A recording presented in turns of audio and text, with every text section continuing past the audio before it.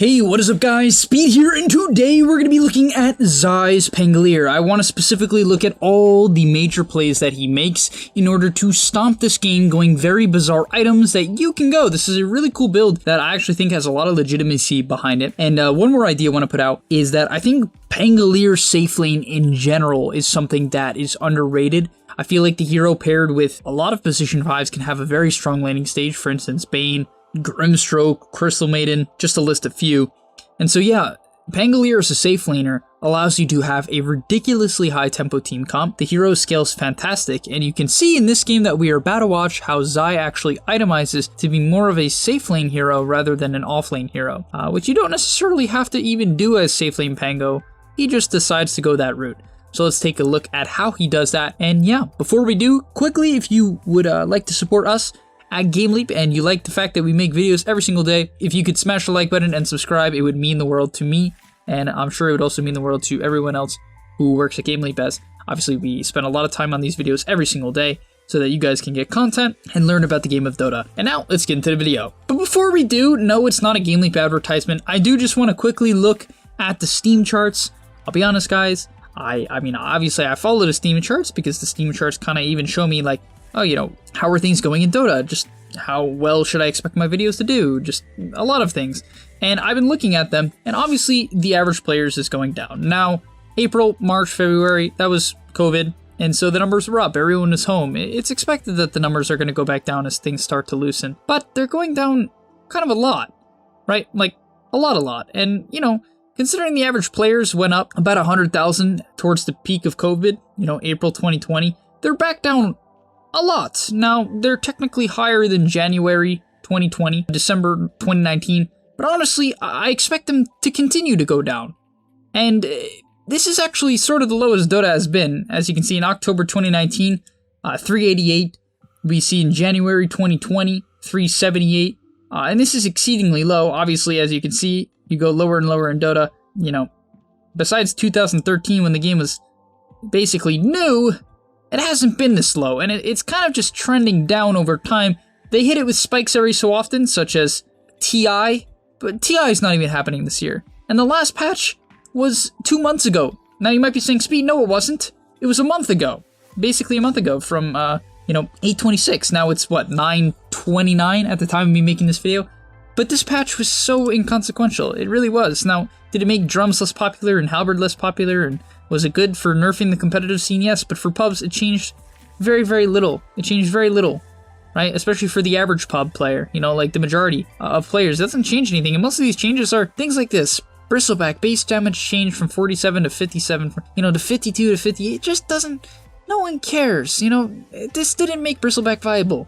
Even if it did, it's just so inconsequential. Then Chaos Knight, base agility 14 to 18. I mean, that's great. The hero needed some agility.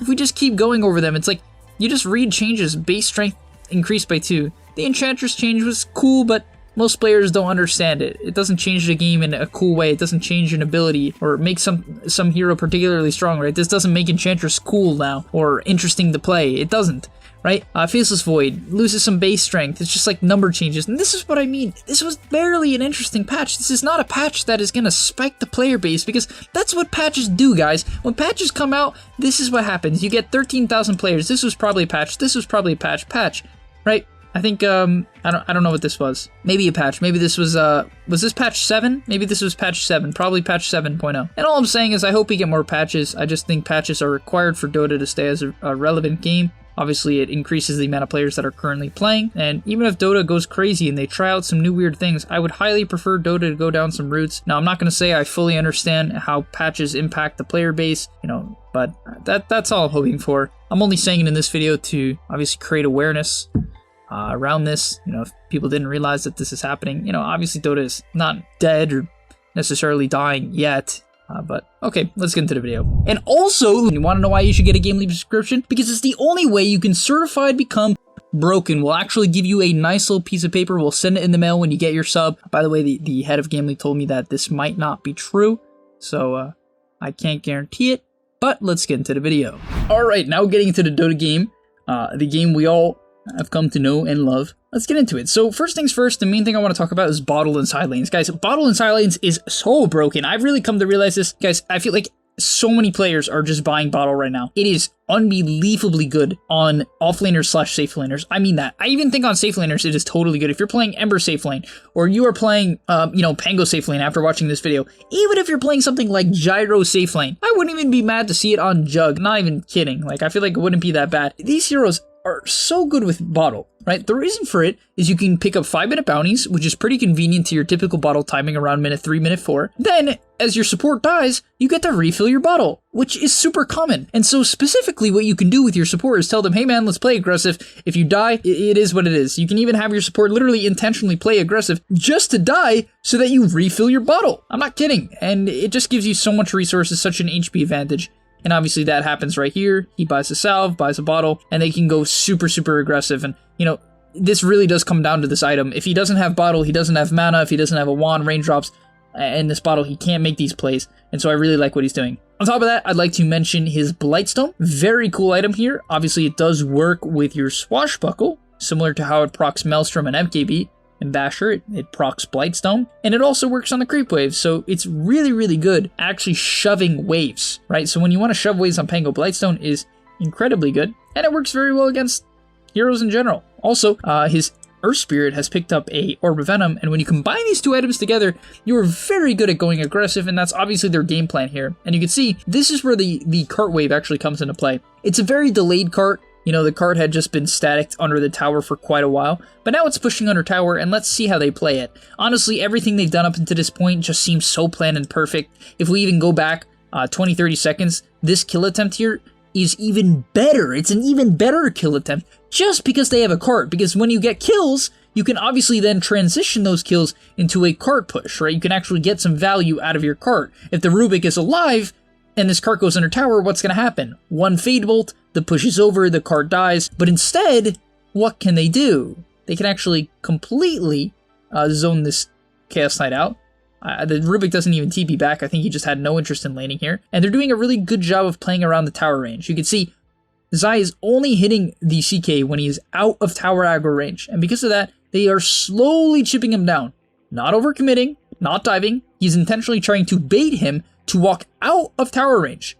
Even Matemba Man, yes, this is Matemba Man, on the Earth Spirit, is chipping him down with spells. Just slowly chipping him down, building up a great tower push. Once again, another Swashbuckle comes out. You can see so much damage with the Blightstone. The tower is half dead, and they are eventually going to be able to dive and kill the Chaos Knight. And finally, to wrap this clip up, after all is said and done, he walks all the way back to base. And when you have bottle, it actually makes it a good idea. Walking back to base goes from something that is usually a really bad idea to completely okay, because you get so much value out of it. Even bottling his Earth Spirit here, using the bottle after he TPs in, which is something you can do, for anyone who doesn't know, and get so much value out of it. It's really such a good play. But you know what's an even better play? Taking the tower at minute 9. And after you take the tower at minute 9, look at what they do. You see how he doesn't start AFK farming? Why would he AFK farm? Look at his net worth. He's number 1. He's got treads, a wand, bottle, raindrops, Blightstone, level 6, even level 7 in this case. By minute 9, he is so farmed, and so instead of sitting bottom, he collapses on mid, and this is something very good to do. If you are playing in the side lane, and you take your tier 1 tower, and you are playing a high tempo hero, this can apply to the off lane or the safe lane. Wrapping on mid is a very good option. Because of that, they can pick up a nice little kill onto the Rubik, easy peasy, lemon squeezy, and they can also transition it into, mid tower pressure. They don't necessarily have to take the mid tower. Obviously, taking a mid tower from full HP is quite the task and quite difficult against heroes like Drow, Venge, and Rubik, as they all have long range D-push. And so, let's see how he approaches it. And yeah, he doesn't approach it at all. Actually, it was a trick question. He doesn't hit the mid tower at all. So guys, this is a really important learning lesson, because I know for a fact that most players, right here, after getting this kill, would try to push the tower. Tell me, guys.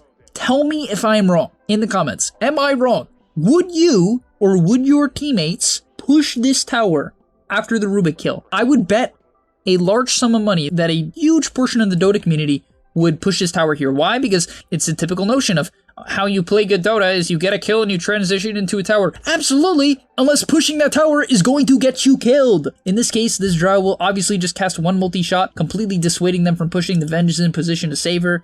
And, instead, they can walk up this hill, right? They can cover the hill, they can pick up the bounty runes, he can yoink it from his ember. Now I would like to take a look at this fight, and you know, ZAI actually does slightly misplay it in my opinion. The only reason why I think he slightly misplays it is he could have definitely gotten another swashbuckle off before rolling. After all, his swashbuckle was only on a 1 second cooldown by the time he commits roll. Basically, it was off cooldown, so, you know, this is obviously a very good swashbuckle opportunity, and so, you know, always keep that in mind, guys. Pros are not perfect. Not that everyone thinks that they are, or even anyone thinks that they are. It's just a good thing to keep in mind. And so in your pubs, make sure you look out for this as well if you're playing Pango or any sort of long-range hero with a good ultimate. It's very common to see, whether or not it's an Enigma or, you know, a Wyvern, players will just not cast their other spells because they're too focused on their ultimate. And you can lose a lot of value out of that. Also, really smart play from ZAI, obviously using his shield crash. And because of that, Rubik steals frickin' level 1 shield crash, which is also so good from ZAI. You know, do I know whether or not if he took the shield crash because of this, or just because he thinks it's good in lane? I don't know. But the fact that he's level 7 and has a value point, which allows him to prevent the Rubik from stealing his ultimate, is so good. Guys, think about how this fight would have been if the Rubik was able to steal Pango ulti. It would have been terrible, because it was actually a really close fight, and they only barely edge it out. So yeah, just keep that in mind. I mean, these are the type of things that make players high MMR that are hard to see. And yeah, after really good kiting out, he's able to clean up the kill onto the Drow. The value point in W actually allowed him to close the gap. Eventually, he does end up going down, barely couldn't get his Q off. But nonetheless, a good fight from ZAI. Could have played it maybe slightly better. After that, I really like what ZAI does. So he ends up going down, he's going to refill his bottle, right? Make sure you take it out of your backpack into your inventory to completely refill it. And he's just going to start jungling. And Pango is really, really good at this. The fact that you have a disarm that also reduces armor allows you to jungle obscenely fast, because when you actually proc your disarm, you hit the creeps really hard. And I'll show you that in this example here. I'll go into free camera and you can see after he hits the Blightstone and the disarm onto this Ancient Black Dragon, it is going to put the dragon at -1 armor, right? Which is really, really bad for the dragon. You know, not bad for ZAI, it's really good for ZAI. And his auto attacks do a substantial amount. You can even see he's putting the priority on killing this dragon and disarming it to avoid taking damage. Once again, swashbuckling, and yeah, you farm ancients really quickly. And as long as you buy clarities here and there, you'll have plenty of mana to spam your swashbuckle. And this is very important when you're ever, you know, playing a tempo controller, whether or not it's Tiny or Ember or Pango. It's crucial, and I mean crucial, that from time to time, you just slow down the pace of the game and you take a couple of waves of farm, right? Get to your next item timing. This Deso timing actually can even let him Rosh. You heard that right, Rosh, and you'll see that in a bit. But obviously before then, he's just going to push some waves. He sees that the CK is bottom, even scanning the enemy jungle to scout things out, sees that the Drow is mid. After all, the enemy team has like basically 3 farming cores, right? Drow, Sven, CK. So playing the map aggressively makes a lot more sense. And that's a good way to gauge whether or not you should be playing the map aggressively. You have to look at enemy team and say, you know, do their heroes naturally look for pickoffs? That's actually something to think about. Do their heroes look for pickoffs, or do they not look for pickoffs? If they do, well, you might want to be a lot more careful when you see no one. But if they have a Sven and an anti-mage, you should be pushing in waves aggressively quite consistently. And here is the Roshan play that we talked about. Yes, when you hit level 11 and you have your maxed out E and a Deso, you can actually take Roshan just because you can nearly perma-disarm Roshan. Now, unfortunately, this is a very, very high MMR game. The Venge must have seen them walk in or had some insane intuition, but she's actually able to disrupt the Roshan. Nonetheless, in your typical pub, you're going to get away with it. You're going to get an Aegis at the 15-minute mark on Pango. You know, it's actually pretty hard to have this much net worth on Pango. He's doing very well, but you get the point, right? Whenever you get your Deso, whether or not it's minute 14 or minute 16, you can Rosh, and that's really strong. The next play is a very important one everyone needs to learn from. So we're 14 minutes into the game here. You know, actually, we've always been 14 minutes in. But they're going to smoke. Now, I know, I hear you. Speed, really, is this the entire thing? But I want you to look at the map, and a lot of players don't know what to do here. They have no idea. They have no clue. Well, what should he do here? And what he should do here, or their team, is look for an opportunity to pick someone off. Well, the reason why that is this game is because their team wants to play high tempo. They don't want to go late game against Sven and against Rao. That's not fun. Probably won't work. The Sven will probably just one-shot half of their team. Right, the Lena will just instantly die, so will the Earth Spirit, and so on, right? And therefore, it's very important that they play high tempo. Now, how do you play high tempo Dota? Do you just run at the mid-tier 1? Well, you could, but against heroes like Drow, Rubik, and Venge, it's quite a bad idea. After all, with one swap, you're going to be forced to overcommit, you're going to initiate on Avenge, which is just ridiculously bad, and you're going to lose the fight. So instead of bashing their heads into a tower, they back up and smoke, and this is what you want to do. Now, you might be saying, Speed, I can't do this in my pubs. Yes, you can. Just do it with 1 or 2 heroes. Do it by yourself, or do it with 1 teammate. Or if you're in party queue, there you go. You should do it with them. If you can't do it with them, well, I don't know. Then I just have no answer. But, buy the smokes and do this yourself. And yeah, because of that, they get a Venge pick off. Really not what they're hoping for. Obviously, they want a CK, or they want a Drow or a Sven, but it is what it is. You take what you can get. And now, after that pick off, they can slowly kind of open up the map. In this case, they seemingly wanted to dive the mid lane.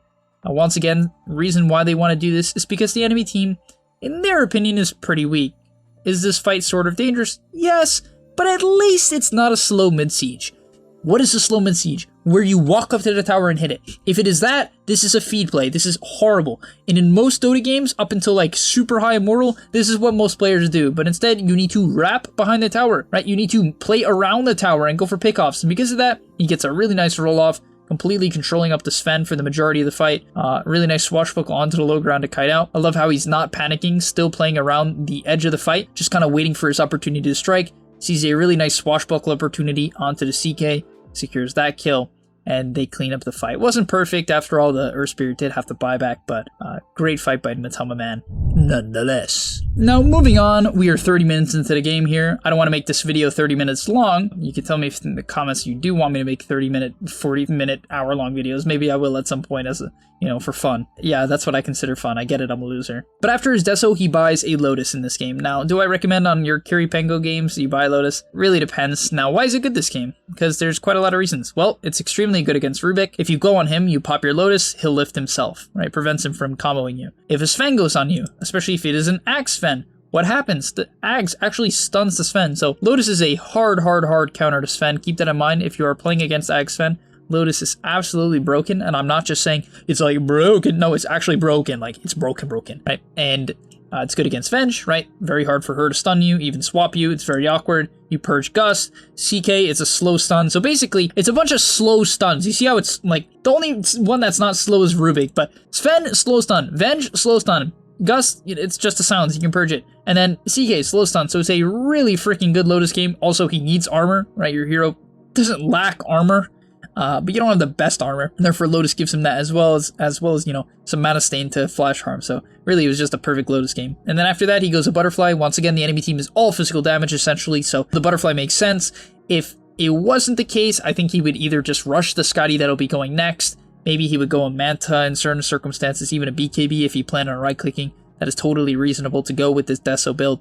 And he kind of just right-click people down. Also, he has an Orb of Destruction. The amount of armor he can reduce in on one target is insane. From the Orb of Destruction, it's 4. From Deso, it's 6. And then, of course, from his Lucky Shot, it's 6 as well, which is, if I'm doing the math correctly, I'm from America, so I don't know if I can, but I believe it's 16. Alright, and that's going to be about all for today's video as we watch ZAI clean up a fight. I hope you guys enjoyed. If you're curious on how to fight as Pango, really you just kind of lead with your swashbuckle with this build, and then you roll if it's a very hard game. If it's a very, very hard game and they have hexes, well, you want to lead with your roll, right, so you do not get hexed. Other than that, you kind of just swashbuckle. You can see how effective the swashbuckle is against the CK, and that, oh my god, look how much damage that is! Look at this CK, he's pretty tanky, right? He's got nags and an essence ring. To be fair, he is actually, having a really bad game, but look at this damage. It is crazy. I mean, these right clicks are doing 300 each. That is crazy. Considering how much other utility your hero provides, this is just such a good Pango game. It's ridiculously good against Sven, even Drow, I would say. It's a great hero to pick, and so, yeah, that's going to be all for today's video. Hope you guys enjoyed. I'll see you in the next one. Peace. Before you leave, just want to say a quick message. If you're trying to get better at Dota or you just enjoyed that video, I know this is pretty general, and you're going to hear this quite a bit from me, but I recommend you sign up to GameLeap.com. Why? Because I put a lot of effort into the content over there, and generally the effort I do there is different from the content you're going to see here on YouTube. It is different. In fact, I usually go a lot more in depth on topics or into niche topics that help you get to the next level even faster. Because on YouTube, I often have to keep it more mainstream, and that's even why I'm putting it at the end of this YouTube video. That's why this is at the end, because a lot of people just watch 5 minutes, they skip through just for like the dopamine spike. But if you are interested in actually getting better at Dota, I recommend you go to the description down below, get your discount right now by clicking the link, sign up, use the discount code that you're going to see there, and I hope to see you there right now. So click it, and yeah, thanks for watching.